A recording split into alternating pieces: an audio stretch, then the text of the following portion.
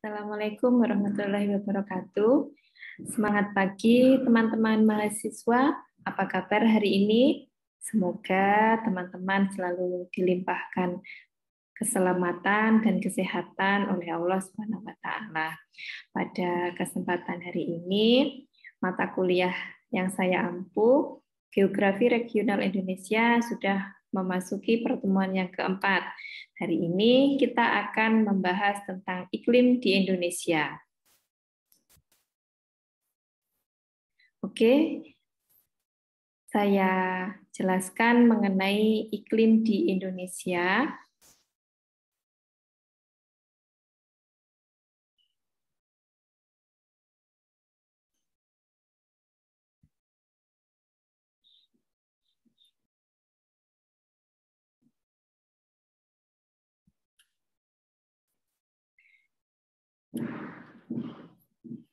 Sebelum kita membahas tentang iklim, kita harus mengetahui dulu apa sih cuaca itu. Nah, cuaca ini merupakan keadaan atau kelakuan atmosfer pada waktu tertentu yang sifatnya berubah-ubah dari waktu ke waktu. Iklim, nah iklim itu merupakan keadaan cuaca rata-rata dalam waktu 1 tahun dan meliputi wilayah yang luas. Secara garis besar, iklim dapat terbentuk karena adanya rotasi dan revolusi bumi, adanya perbedaan lintang geografis dan lingkungan fisis. Nah, apa sih faktor-faktor pembentuk iklim yang ada di Indonesia ini? Iklim yang ada di Indonesia dipengaruhi oleh adanya perairan laut yang ada di Indonesia, kemudian adanya topografi, letak geografis, dan juga letak astronomis. Nah, dari sini kita dapat lihat peta tentang perairan yang ada di dunia, mengapa bisa mempengaruhi iklim yang ada di Indonesia. Nah, Indonesia ini kan merupakan wilayah kepulauan yang memiliki laut yang luas sehingga terbentuknya iklim laut Indonesia itu juga ada. Nah, laut memiliki peranan yang sangat penting dalam mengontrol iklim yang ada di bumi dengan memindahkan panas dari daerah ekuator menuju ke kutub.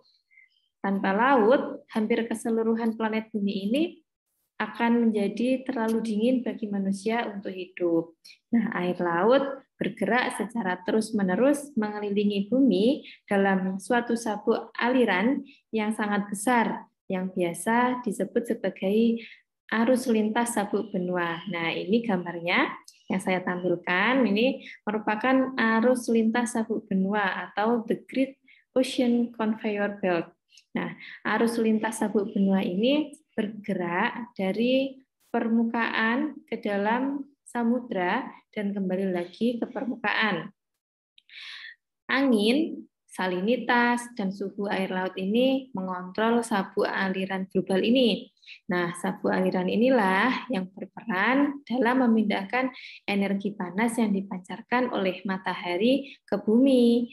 Nah, dari sini proses interaksi laut dan atmosfer akan sangat berpengaruh terhadap cuaca dan iklim secara global, terutama di wilayah Indonesia. Penyaluran uap air terjadi karena ada pola perputaran angin di wilayah ini. Ada arus angin monsun yang datang silih berganti dan dataran Asia di utara dan Australia yang ada di selatan ke wilayah Indonesia. Selain itu juga ada tekanan udara yang naik turun antara Darwin yang ada di Australia dan Kepulauan Tahiti yang ada di Samudra Pasifik. Di laut juga muncul fenomena naik turunnya suhu permukaan laut dengan pola penjalaran dari timur ke barat, kemudian mendekati wilayah Indonesia. Nah, fenomena ini terjadi di Samudra Pasifik, yaitu adanya El Nino yang disebut dengan El Nino Southern Oscillation atau ENSO, yang dikenal dengan nama El Nino La Nina. Sedangkan di Samudra Hindia disebut Indian Ocean Dipole atau IOD. Nah, keduanya berpengaruh terhadap keragaman hujan yang ada di Indonesia. Hujan yang kita alami di negara ini merupakan salah satu unsur iklim yang memiliki tingkat keragaman yang sangat tinggi, baik secara temporal maupun secara beruangan. Nah, keadaan ini disebabkan oleh posisi Indonesia yang dilewati oleh garis khatulistiwa yang keberadaannya di antara dua benua dan dua samudra. Selain itu juga Indonesia yang memiliki banyak pulau besar dan kecil dengan topografi yang beragam juga mengakibatkan tingginya keragaman hujan di Indonesia. Nah, faktor yang kedua ada topografi. Nah, saya lanjutkan. Faktor topografi ini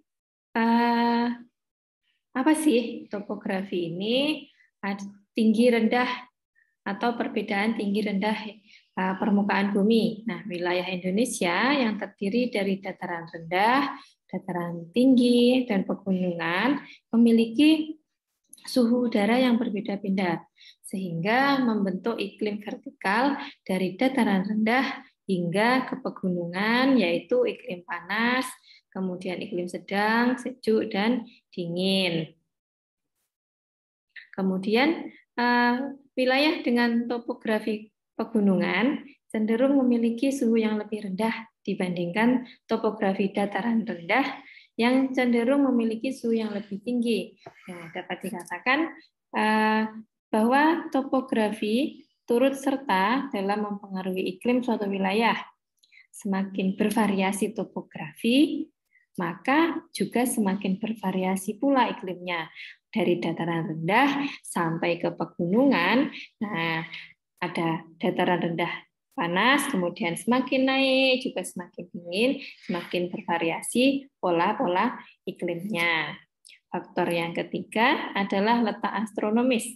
Secara astronomis, Indonesia terletak di antara 6 derajat lintang utara sampai 11 derajat lintang selatan dan 95 derajat bujur timur sampai 141 derajat bujur timur yang merupakan lintang rendah sehingga menyebabkan Indonesia beriklim tropis. Nah, kenapa bisa beriklim tropis? Nah, karena Indonesia berdasarkan letak astronomisnya mendapat sinar matahari sepanjang tahun. Kenapa? Karena Indonesia berada di khatulistiwa. Nah, Indonesia karena berada di khatulistiwa juga tidak akan memiliki musim dingin, tetapi hanya memiliki 2 musim, yaitu musim penghujan dan musim kemarau. Nah, pada masa pergantian musim terjadi, mulai dari pergantian musim panas ke musim dingin, ini yang disebut dengan pancaroba. Nah, seperti itu. Nah, dampak dari iklim tropis yang kita miliki atau yang Indonesia miliki ini, yakni Indonesia memiliki banyak hutan hujan tropis yang berfungsi untuk menyerap karbon dioksida dari atmosfer sehingga menghasilkan oksigen. Nah, oleh sebab itu Indonesia juga disebut sebagai paru-paru dunia. Baik, lanjut ke faktor yang keempat, letak geografis dalam pembentukan iklim yang ada di Indonesia. Nah, secara geografis, nah ini Indonesia berada di antara benua Asia, yang atas ada benua Asia, dan Australia yang ada di sebelah selatan atau di bawah kalau di peta, yang menjadi tempat perlintasan arah angin yang berganti arah setiap 6 bulan sekali, sehingga Indonesia mengalami pergantian musim, yaitu musim hujan dan musim kemarau. Karena itu Indonesia dipengaruhi oleh iklim musim. Nah, ini Indonesia juga dilewati oleh Sirkum Pasifik dan Sirkum Mediterania. Dari sini masing-masing musim yang kita miliki atau yang dimiliki oleh Indonesia memiliki waktu tertentu tentang datangnya musim tersebut. Mulai dari bulan November hingga Maret, angin bertiup dari arah barat laut. Kemudian angin ini membawa banyak uap air dan hujan di kawasan Indonesia, sehingga menyebabkan Indonesia mengalami musim hujan. Sedangkan dari bulan Mei hingga Oktober, angin bertiup dari tenggara. Nah, dari tenggara, angin ini bersifat kering dan membawa sedikit uap air, sehingga menyebabkan Indonesia mengalami musim kemarau. Akan tetapi, dengan adanya letak geografis Indonesia ini juga menyebabkan Indonesia menjadi negara yang menerima sinar matahari sepanjang tahun karena kita memiliki iklim tropis dan tadi kita Indonesia terletak di Khatulistiwa seperti itu. Oke, kita lanjutkan. Nah, jenis-jenis iklim dan persebarannya yang ada di Indonesia. Nah, secara horizontal, Indonesia dipengaruhi oleh 3 jenis iklim, yaitu ada iklim laut, kemudian iklim tropis, dan iklim musim. Sedangkan secara vertikal, Indonesia memiliki 4 musim, yaitu iklim panas, sedang, sejuk, dan dingin. Tuh, secara horizontal, ini mulai dari pengaruh letak astronomis dan juga letak geografis tadi. Sedangkan secara vertikal berdasarkan letak topografi. Oke, nah bagaimana keadaan iklim yang ada di Indonesia? Iklim yang ada di Indonesia yang tadi saya jelaskan ada iklim laut, iklim tropis, dan iklim musim. Nah, iklim laut yang ada di Indonesia, mengapa ada? Karena Indonesia merupakan negara kepulauan yang memiliki banyak wilayah laut. Nah, iklim laut ini lembab dan banyak mendatangkan hujan. Adanya angin darat dan juga ada angin laut. Nah, di dalamnya juga memiliki amplitudo suhu harian, kemudian suhu bulanan, dan tahunan yang kecil. Nah, yang kedua ada iklim tropis. Hal ini disebabkan oleh rata-rata suhu udara harian, kemudian bulanan, dan juga tahunan yang tinggi, lebih dari 18 derajat Celcius suhunya, sehingga menyebabkan amplitudo hariannya kecil. Nah, iklim tropis ini mengakibatkan banyak hujan yang disebut hujan naik tropika. Kemudian yang terakhir, Indonesia memiliki iklim musim.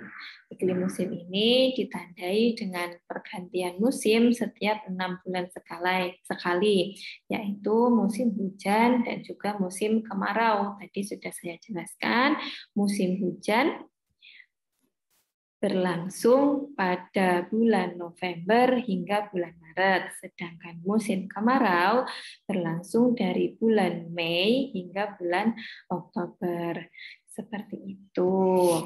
Terus, nah ini yang tadi jika bingung, vertikal itu seperti apa? Nah, iklim vertikal itu seperti ini. Semakin tinggi daerahnya, akan menyebabkan perbedaan suhu yang juga semakin signifikan. Nah, mulai dari dataran rendah sekitar 600 meter di atas permukaan laut, seperti daerah kita di Kalimantan, khususnya di Palangkaraya, Kalimantan Tengah ini masuk ke dalam daerah panas. Nah, cocoknya apa? Nah, iklim vertikal ini dimanfaatkan sebagai penentuan jenis-jenis tanaman. Misalnya di daerah panas, rata-rata banyak yang menanam padi, ada tebu, kemudian ada lagi kalau di Palangkaraya ada buah-buahan seperti jeruk, kemudian ada buah naga, kemudian semakin naik lagi, misal ke 1.500 meter di atas permukaan laut, masuk ke daerah sedang. Tanamannya cocok apa saja? Ada tembakau, ada kopi, dan juga coklat atau kakao. Semakin naik lagi, jumlah tanamannya juga semakin jarang. Misalnya di ketinggian 2.500 itu lebih fokus ke kopi, teh, kina, dan juga sayur mayur. Jadi sayur-sayuran yang dibudidayakan oleh petani, misalnya ada brokoli, kemudian ada daun bawang, seledri, ada sawi, sawi hijau, sawi putih, itu di ketinggian 2.500 meter pertumbuhan tanaman tersebut akan semakin optimal. Kemudian yang paling atas semakin tinggi lagi, lebih dari 3.000 meter di atas permukaan laut itu tidak ada tanaman budidaya. Jadi mungkin hanya ada tanaman semak belukar saja seperti itu. Oke, kita lanjut ke sebaran curah hujan. Nah, hujan yang ada di Indonesia ini dimulai dari arah barat, kemudian merambat ke arah timur. Nah, hujan yang ada di Indonesia, pengukurannya disebut sebagai curah hujan. Curah hujan ini dari bagian barat umumnya lebih tinggi daripada bagian timur. Karena apa? Karena angin muson barat banyak melewati tanah-tanah yang ada di Indonesia bagian barat, dan seperti yang kita ketahui bahwa angin muson barat banyak membawa uap air. Nah, dari sini kalau kita amati, dari Sumatera, Jawa, Kalimantan, Bali itu curah hujannya lebih tinggi dibandingkan curah hujan di daerah Sulawesi, Maluku, kemudian Nusa Tenggara Barat, Nusa Tenggara Timur, hingga ke Papua. Makanya pada saat musim-musim kemarau, daerah-daerah timur Indonesia, mereka lebih banyak bencana kekeringannya. Nah, kalau di Indonesia bagian barat, mulai dari Sumatera, Jawa, Kalimantan itu lebih banyak. Kalau pas curah hujan tinggi waktu musim penghujan, nah lebih banyak bencana banjir. Nah, dari sini hujan bertambah jumlahnya dari dataran rendah ke pegunungan. Kalau teman-teman pernah nonton film, nah yang ada settingannya di Bogor atau di puncak, nah semakin tinggi daerah, curah hujan juga semakin tinggi. Makanya daerah Bogor itu disebut sebagai kota hujan. Sedangkan kalau di Kalimantan, di daerah kita Palangkaraya kan juga hampir setiap seminggu sekali itu juga terjadi hujan. Nah, hujan di daerah Kalimantan atau di Palangkaraya ini dipengaruhi oleh jumlah vegetasinya yang banyak, kemudian jarak antara dataran rendah atau daratan ke laut itu juga jauh. Makanya terjadinya hujan yang ada di Kalimantan Tengah atau yang ada di Palangkaraya, kota kita, terjadi karena bersifat lokal atau regional. Nah, ini merupakan fakta dari rata-rata curah hujan tahunan. Nah, yang berwarna kuning, curah hujannya lebih dari 4.000 mm. Nah, berarti daerahnya misalnya di Aceh ini lebih sering hujan daripada di daerah yang berwarna hijau atau kurang dari 1.000 mm. Oke, kita lanjut ke pola curah hujan berdasarkan distribusi rata-rata curah hujan bulanan yang ada di Indonesia. Yang pertama, pola hujan monsun. Pola hujan ini wilayahnya memiliki perbedaan yang jelas antara periode musim hujan dan periode musim kemarau. Jadi misal di Jawa antara musim hujan dan musim kemarau itu lebih jelas jarak waktunya. Seperti tahun ini, kalau kita melihat berita di Jawa pada bulan-bulan Januari mereka memperoleh curah hujan atau terjadi hujan yang lebih sering dibandingkan pada bulan-bulan Juni, seperti itu. Nah, kemudian pola hujan ekuatorial. Yang kedua ini, wilayahnya memiliki distribusi hujan bulanan bimodial dengan 2 puncak musim hujan maksimum dan hampir sepanjang tahun masuk dalam kriteria musim hujan. Nah, pola ekuatorial dicirikan oleh tipe curah hujan dengan bentuk bimodial atau 2 puncak hujan yang biasanya terjadi sekitar bulan Maret dan bulan Oktober. Jadi wilayah-wilayah yang memiliki curah hujan paling tinggi di sekitar bulan Maret dan bulan Oktober ini masuk ke dalam pola hujan ekuatorial. Yang terakhir ada pola hujan lokal. Nah, wilayahnya memiliki distribusi hujan bulanan kebalikan dengan pola monsun. Nah, pola lokal ini dicirikan oleh bentuk pola hujan unimodial atau satu puncak hujan. Tapi bentuknya berlawanan dengan tipe hujan monsun seperti yang kita alami di Palangkaraya atau di Kalimantan Tengah ini. Sewaktu-waktu bisa hujan deras seperti itu. Di Jawa, di Sumatera tidak hujan, tapi di Kalimantan Tengah hujan sendiri hampir misalnya kalau pas puncak-puncaknya terkadang 2 hari 2 malam tidak berhenti hujan terus gitu. Oke, kita lanjutkan.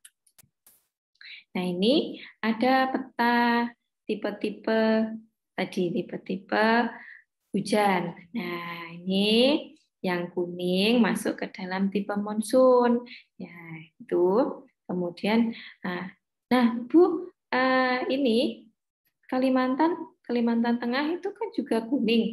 Nah, karena pada saat ini juga telah terjadi pergeseran musim, nah bisa diperkirakan tipe monsun ini yang ada di Kalimantan Tengah, di Kota Palangkaraya khususnya akan lebih bergeser ke tipe lokal. Padahal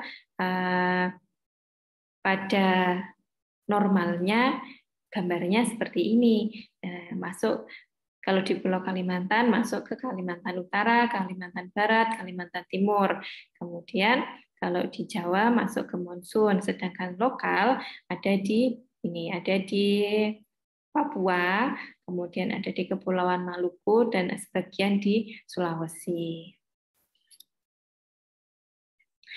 Oke, nah selanjutnya iklim itu ada hubungannya nggak terhadap flora dan fauna? Tentunya ada. Keanekaragaman iklim yang ada di Indonesia ini yang bersifat panas dan basah menyebabkan keanekaragaman flora dan fauna. Nah, ini iklim ini iklim yang kita miliki yang ekstrim juga berpengaruh terhadap persebaran flora dan fauna. Kalau pada saat terjadi iklim yang ekstrim dapat menghambat persebaran flora dan fauna juga. Nah, wilayah iklim ekstrim seperti kutubnya misalnya ini secara global dulu selalu tertutup salju maupun wilayah gurun dengan suhu udara yang sangat tinggi dan curah hujan yang rendah ini menyebabkan flora dan fauna juga sulit untuk bertahan hidup. Jadi antara gurun dan daerah salju hanya sedikit saja flora dan fauna yang dapat bertahan. Berbeda dengan di negara kita, di Indonesia yang memiliki iklim tropis yang memiliki rata-rata suhu dan curah hujan yang bersahabat, sehingga memudahkan flora maupun fauna bertahan hidup di wilayah iklim tropis atau di negara kita. Sehingga di wilayah yang beriklim tropis ini mempunyai flora dan fauna yang lebih beragam dibandingkan wilayah yang beriklim ekstrim. Nah, seperti misalnya kalau di Indonesia mulai dari Sumatera hingga Papua, dari Sabang sampai Merauke, mulai dari Miangas dan Pulau Rote, tanaman dan hewan-hewannya juga sangat banyak. Nah, dari sini, nah ini kita dapat lihat gambar yang ada di slide. Ada bunga rafflesia, ada bunga bangkai, ada kantong semar, kemudian ada harimau, ada badak bercula satu, kemudian ada tapir. Nah, itu salah satu keanekaragaman flora dan fauna yang ada di Indonesia. Kalimantan memiliki binatang endemik dan juga memiliki flora endemik. Ada anggrek bulan, kemudian untuk tipe burungnya ada burung tingang. Nah, sedangkan di Jawa juga berbeda lagi, di Sumatera berbeda lagi, seperti itu.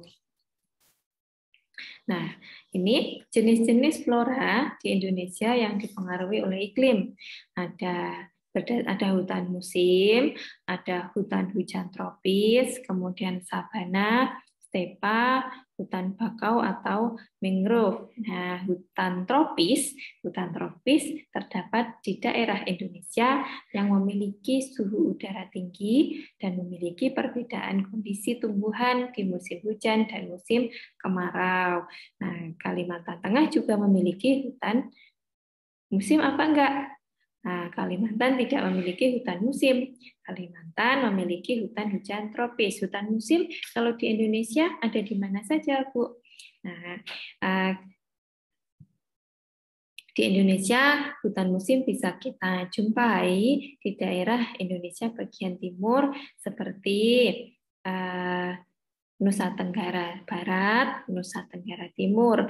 Di Pulau Jawa juga ada, bisa kita lihat di daerah Jawa Timur, khususnya di sekitar daerah Banyuwangi. Kemudian jenis flora yang kedua ada hutan hujan tropis.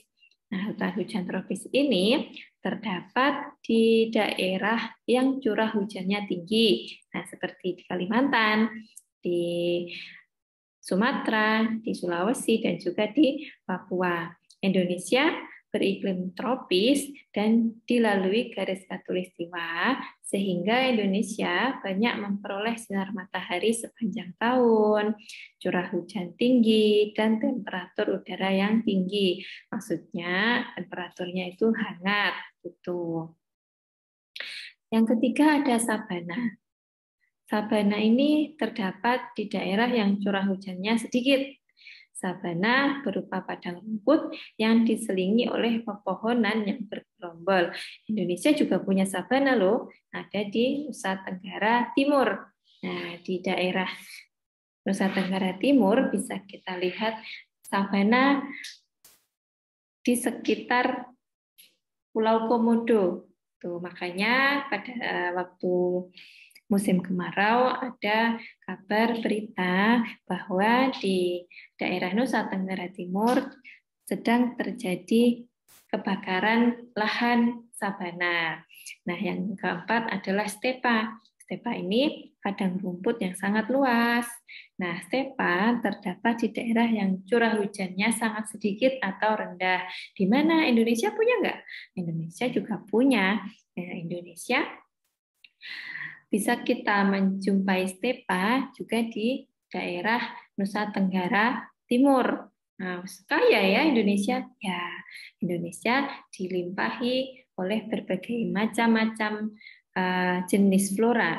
Nah, yang kelima adalah hutan bakau atau mangrove. Hutan ini ditumbuhi oleh tanaman bakau. Nah, adanya di mana? Ya, hutan bakau ada di pantai yang berlumpur. Kalimantan punya enggak? Kalimantan punya dong, kan kita juga punya pantai yang ada di daerah Kota Waringin Timur. Selanjutnya, hubungan iklim terhadap pertanian, perumahan, peternakan, dan kehutanan. Dari sini, Indonesia dengan iklim yang tropis, dengan hawa yang panas dan basah, cocok untuk pertanian sawah, kemudian palawija, dan juga perkebunan. Perkebunannya apa? Perkebunannya macam-macam. Nah, mulai dari perkebunan tebu, kemudian kopi, teh, ada lagi mulai dibudidayakan juga kebun sayur mayur. Palawija ada apa saja? Palawija ada jagung, kedelai, kemudian kacang hijau.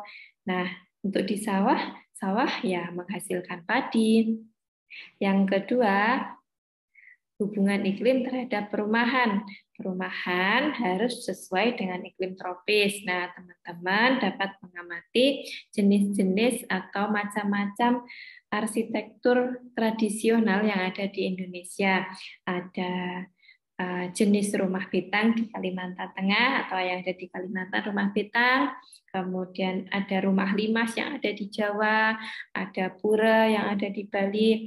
Nah, arsitektur atau perumahan tersebut pada dasarnya sudah disesuaikan dengan iklim tropis yang ada di Indonesia. Kenapa di Kalimantan ada rumah betang paling banyak, atau kalau di Banjar itu rumahnya pampang? Karena apa? Karena di Kalimantan memiliki hutan rawa atau daerah rawa-rawa yang luas.